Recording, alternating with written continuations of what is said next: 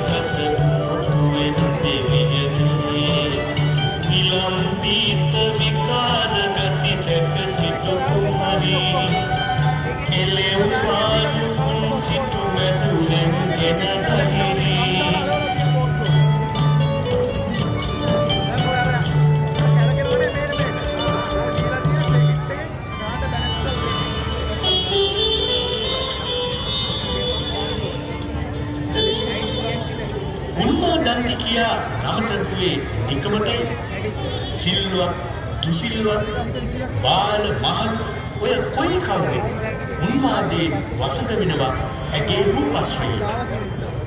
ඒ මහලු පුරෝහිත බමුණන් හටත් උනේ අන්න ඒ ටික.